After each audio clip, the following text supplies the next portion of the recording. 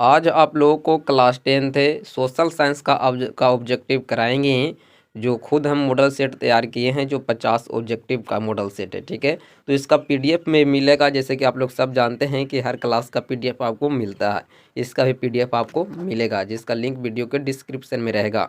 लेकिन वीडियो को लाइक और चैनल को सब्सक्राइब जरूर कर दीजिएगा। ठीक है, तो देख सकते हैं ये पहला आपका जो प्रश्न है कि नदियों में बाढ़ आने का प्रमुख कारण क्या है।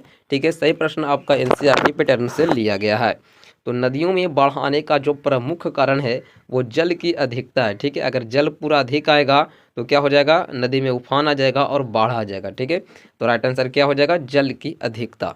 चलिए अगला प्रश्न है आपका कि भूकंप संभावित क्षेत्रों में भवनों की आकृति कैसी होना चाहिए। ठीक है, तो आप लोग सब जानते हैं कि आयताकार होना चाहिए। राइट आंसर बिल्कुल डी है, जो इसका आपका सही हो जाएगा। ठीक है, चलिए अब अगला प्रश्न है कि आपका ब्रेस्ट लिटोवस्क की संधि किन देशों के बीच हुआ था। कौन कौन देश था जो आपको ब्रेस्ट लिटोवस्क की संधि के बीच था, कौन कौन देश था। ठीक है, तो इसका आपको राइट आंसर हो जाएगा बिल्कुल डी सही हो जाएगा, रूस और जर्मनी था। कौन था, रूस और जर्मनी था। सभी का आंसर आप नोट करते चलिएगा और पीडीएफ डाउनलोड कर लीजिएगा। अगला प्रश्न है कि मार्च 1946 में फ्रांस तथा वियतनाम के बीच होने वाला समझौता किस नाम से जाना जाता है। तो जैसे मैं आपको बता दें कि मार्च 1946 में जो फ्रांस और वियतनाम के बीच हुआ था वो हनोई समझौता था। क्या था, हनोई समझौता था। लेकिन यहाँ पे आपके ऑप्शन में नहीं है हनोई समझौता, तो क्या हो जाएगा, इनमें से कोई नहीं, बिल्कुल डी सही हो जाएगा। इसको आप नोट कर लीजिएगा कि हनोई समझौता। ठीक है, चलिए अगला प्रश्न की ओर चलते हैं कि पूर्ण स्वराज की मांग का प्रस्ताव कांग्रेस के किस वार्षिक अधिवेशन में पारित हुआ था। ठीक है, तो बहुत यहाँ पे इंपॉर्टेंट प्रश्न है। तो इसका जो आपको राइट आंसर हो जाएगा बिल्कुल ए सही हो जाएगा, 1929 लाहौर में हुआ था। क्या हुआ, 1929 लाहौर हो जाएगा, बिल्कुल ए आपको राइट आंसर हो जाएगा। ठीक है, चलिए अब अगला प्रश्न की ओर चलते हैं कि आपका वल्लभ भाई पटेल को सरदार की उपाधि किस किसान आंदोलन के दौरान दी गई थी। ठीक है, तो क्या होगा इसका राइट आंसर, आपको ए सही हो जाएगा, बारदोली। ठीक है, बारदोली किसान आंदोलन के दौरान आपको वल्लभ भाई पटेल को सरदार की उपाधि मिला था, इसलिए राइट आंसर बिल्कुल ये सही हो जाएगा। ये अगला प्रश्न की ओर चलते हैं कि भारत के लिए पहला फैक्ट्री एक्ट कब पारित हुआ था। भारत के लिए पहला फैक्ट्री एक्ट कब पारित हुआ था। ठीक है, तो इसका जो आपको राइट आंसर हो जाएगा बिल्कुल सी सही हो जाएगा, 1881 ईस्वी में। कब हुआ था, 1881 ईस्वी में। राइट आंसर बिल्कुल सी आपका सही हो जाएगा। अगला आपका प्रश्न है कि पूंजीपति वर्ग के द्वारा किस वर्ण का शोषण हुआ था। बताइए किस वर्ग का शोषण हुआ था। तो इसका जो आपको राइट आंसर हो जाएगा बिल्कुल ए सही हो जाएगा, श्रमिक वर्ग। क्या हो जाएगा, श्रमिक वर्ग, बिल्कुल ए आपका सही हो जाएगा। चलिए अगला प्रश्न की ओर चलते हैं कि आधुनिक युग में अर्थव्यवस्था के क्षेत्र में होने वाली सबसे बड़ी क्रांति कौन सी थी। ठीक है, तो इसका जो राइट आंसर हो जाएगा बिल्कुल बी सही हो जाएगा, औद्योगिक क्रांति। क्या हो जाएगा, औद्योगिक क्रांति। ठीक है, चलिए अगला प्रश्न की ओर चलते हैं कि भूमंडलीकरण की शुरुआत किस दशक में हुई। ठीक है, भूमंडलीकरण की शुरुआत किस दशक में हुआ था। तो इसका राइट आंसर बिल्कुल आपको ये सही हो जाएगा, 1990 के दशक में। कब हुआ था, 1990 के दशक में। राइट आंसर बिल्कुल ये आपका सही हो जाएगा। चलिए अगला प्रश्न की ओर चलते हैं कि गुटेनबर्ग ने सर्वप्रथम किस पुस्तक की छपाई की। बताइए गुटेनबर्ग ने सर्वप्रथम किस पुस्तक की छपाई की। तो इसका राइट आंसर बिल्कुल डी सही हो जाएगा, बाइबिल। किसका क्या था, बाइबिल। राइट आंसर डी आपको सही हो जाएगा। अगला प्रश्न है कि आपका विश्व में सर्वप्रथम मुद्रण की शुरुआत कहाँ हुई। बताइए विश्व में सर्वप्रथम मुद्रण की शुरुआत कहाँ हुई। ठीक है, तो इसका राइट आंसर क्या हो जाएगा, बिल्कुल सी सही हो जाएगा, चीन में। कहाँ हुआ था, चीन में सर्वप्रथम आपको मुद्रण की शुरुआत हुआ था। चलिए अब अगला प्रश्न की ओर चलते हैं कि मेढक के प्रजनन प्रक्रिया को बाधित करने वाला रसायन कौन है, यानी मेढक के प्रजनन को नष्ट करने वाला रसायन कौन है। ठीक है, तो इसका आपका राइट आंसर बिल्कुल आपको सी सही हो जाएगा, एड्रीन। क्या है, एड्रीन है, जो कि मेढक के प्रजनन को नष्ट कर देता है। राइट आंसर बिल्कुल सी सही हो जाएगा। अगला प्रश्न की ओर चलते हैं कि बिहार में अति जल दोहन से भूमिगत जल में किस तत्व का संकेंद्रण बढ़ा है। ठीक है, तो इसका जो आपको राइट आंसर हो जाएगा बिल्कुल सी सही हो जाएगा, आर्सेनिक। क्या, आर्सेनिक है, बिल्कुल राइट आंसर सी सही हो जाएगा। अगला प्रश्न की ओर चलते हैं कि संविधान की धारा 21 का संबंध है। बताइए संविधान की धारा 21 का संबंध है किससे है। तो इसका जो आपको राइट आंसर हो जाएगा बिल्कुल ए सही हो जाएगा, वन्य जीवों तथा प्राकृतिक संसाधनों के संरक्षण से है। राइट आंसर क्या हो जाएगा? बिल्कुल ये सही हो जाएगा। चलिए अगला प्रश्न की ओर चलते हैं कि बिहार में कितने प्रतिशत भौगोलिक क्षेत्र में वन का फैलाव है? ठीक है, तो क्या हो जाएगा इसका राइट आंसर बताइए। तो इसका जो राइट आंसर बिल्कुल ये सही हो जाएगा 15%। कितना? 15%। राइट आंसर ये आपका सही हो जाएगा। चलिए अगला प्रश्न की ओर चलते हैं कि एल्युमिनियम बनाने के लिए किस खनिज की आवश्यकता पड़ती है? एल्युमिनियम बनाने के लिए किस खनिज की आवश्यकता पड़ती है? तो क्या हो जाएगा इसका राइट आंसर? बिल्कुल डी सही हो जाएगा, बॉक्साइड। ठीक है, बॉक्साइड का आवश्यकता पड़ती है। राइट आंसर बिल्कुल डी सही हो जाएगा। तो चलिए अगला प्रश्न है कि भारत में किस राज्य में सौर ऊर्जा के विकास की सर्वाधिक संभावनाएं हैं? ठीक है, तो इसका राइट आंसर बिल्कुल सी सही हो जाएगा, राजस्थान। राइट आंसर सी सही हो जाएगा। ठीक है, तो चलिए अगला प्रश्न की ओर चलते हैं कि निम्नलिखित में से कौन छोटे पैमानों का उद्योग है? बताइए कौन है जो छोटे पैमाने का उद्योग है? तो इसका राइट आंसर बिल्कुल सी सही हो जाएगा, खिलौना उद्योग। राइट आंसर बिल्कुल सी आपका सही हो जाएगा।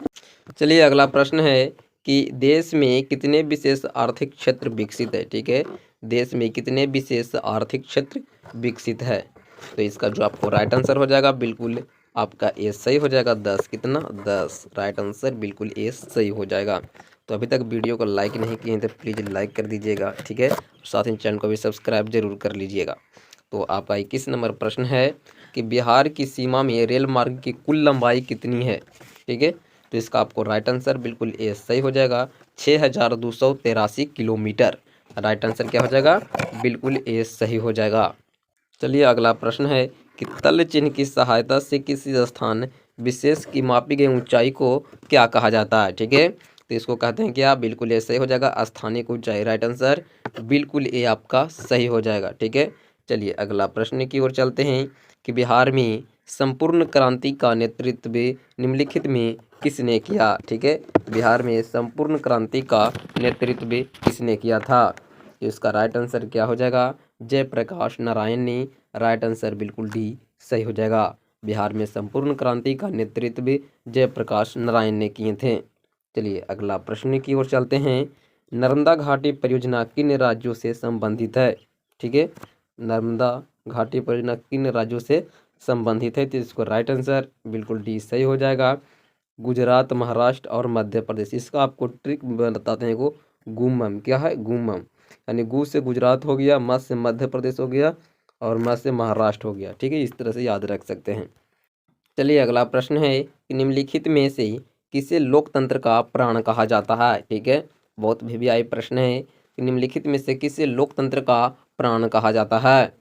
तो इसका राइट आंसर बिल्कुल आपका क्या हो जाएगा? डी सही हो जाएगा, राजनीतिक दल। राजनीतिक दल को क्या कहा जाता है? लोकतंत्र का प्राण कहा जाता है। राइट आंसर क्या हो जाएगा? बिल्कुल डी सही हो जाएगा। अगला प्रश्न की ओर चलते हैं कि श्रीलंका के बहुसंख्यक समुदाय की भाषा है।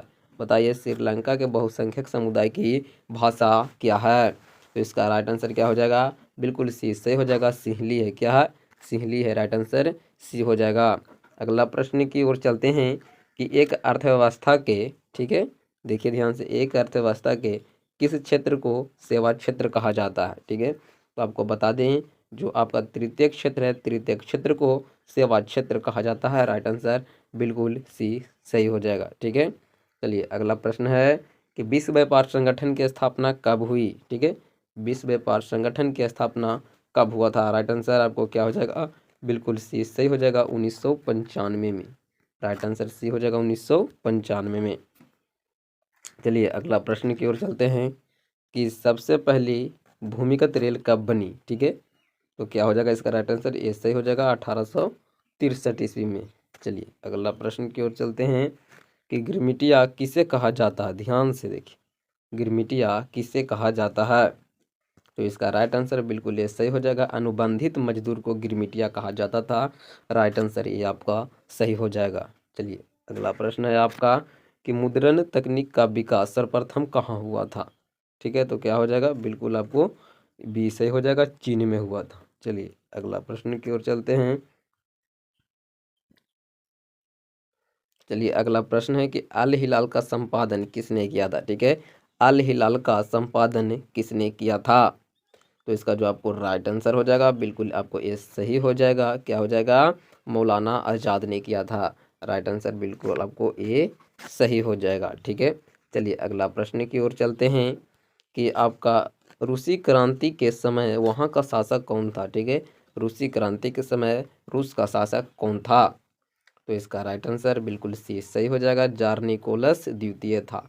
राइट आंसर सी सही हो जाएगा। चलिए अगला प्रश्न की ओर चलते हैं कि सन 1870 में फ्रांस और प्रसा के बीच युद्ध कहाँ हुआ था? तो कहाँ हुआ था? शेडोन में हुआ था। राइट आंसर ये आपका सही हो जाएगा। ठीक है, चलिए अब अगला प्रश्न की ओर चलते हैं कि वार एंड पीस किसकी रचना है? ठीक है, वार एंड पीस किसकी रचना है? तो इसका राइट आंसर क्या हो जाएगा? बिल्कुल भी सही हो जाएगा, टॉलस्टॉय की। वार एंड पीस की रचना कौन है? टॉलस्टॉय। बिल्कुल आपको भी सही हो जाएगा। चलिए अगला प्रश्न की ओर चलते हैं कि आपका वियतनाम में टोकिन फ्री स्कूल की स्थापना कब हुई थी? ठीक है, तो इसका राइट आंसर बिल्कुल ये सही हो जाएगा, 1907 में हुआ था। कब हुआ था? 1907 में हुआ था। चलिए अगला प्रश्न है कि रंपा विद्रोह कब हुआ था? बताइए, रंपा विद्रोह कब हुआ था? तो इसका राइट आंसर बिल्कुल ये सही हो जाएगा। ठीक है, 1916 में हुआ था, रंपा विद्रोह हुआ था। चलिए अगला प्रश्न की ओर चलते हैं कि जमशेदजी टाटा ने Tata iron and steel company की स्थापना कब किए थे? ठीक है, तो इसका क्या हो जाएगा? राइट आंसर बिल्कुल भी सही हो जाएगा, 1907 में किए थे। कब किए थे? 1907 में किए थे। चलिए अब अगला प्रश्न की ओर चलते हैं कि मरुस्थलीय मृदा का विस्तार निम्न में से कहाँ है? ठीक है, मरुस्थलीय मृदा का विस्तार कहाँ है, यहाँ पर को बताना है। तो इसका राइट आंसर बिल्कुल भी आपको सही हो जाएगा, राजस्थान। क्या हो जाएगा? राजस्थान में मरुस्थलीय मृदा का विस्तार आपको मिलता है। अगला प्रश्न की ओर चलते हैं, देश के बांधों को भारत का मंदिर किसने कहा था? ठीक है, तो देश के बांधों को किसने भारत का मंदिर कहा था? तो आपको याद होगा, हम पढ़ाए थे। तो राइट आंसर क्या हो जाएगा? डी सही हो जाएगा, पंडित नेहरू ने किए थे। ठीक है, राइट आंसर क्या हो जाएगा? बिल्कुल डी आपको सही हो जाएगा, पंडित नेहरू। चलिए अगला प्रश्न की ओर चलते हैं कि यूरेनियम का प्रमुख उत्पादक स्थल है। ठीक है, यूरेनियम का प्रमुख उत्पादक स्थल कहाँ है? ठीक है, तो इसका राइट आंसर बिल्कुल डी सही हो जाएगा, जादूगोड़ा। क्या हो जाएगा? जादूगोड़ा। राइट आंसर डी सही हो जाएगा, यूरेनियम का प्रमुख उत्पादक स्थल जादूगोड़ा है। अगला प्रश्न की ओर चलते हैं कि किस फसल को उजला सोना कहा जाता है? बताइए, किस फसल को उजला सोना कहा जाता है? तो आपको बता दें, जो कपास है उसको उजला सोना कहा जाता है। राइट आंसर बिल्कुल बी आपका सही हो जाएगा।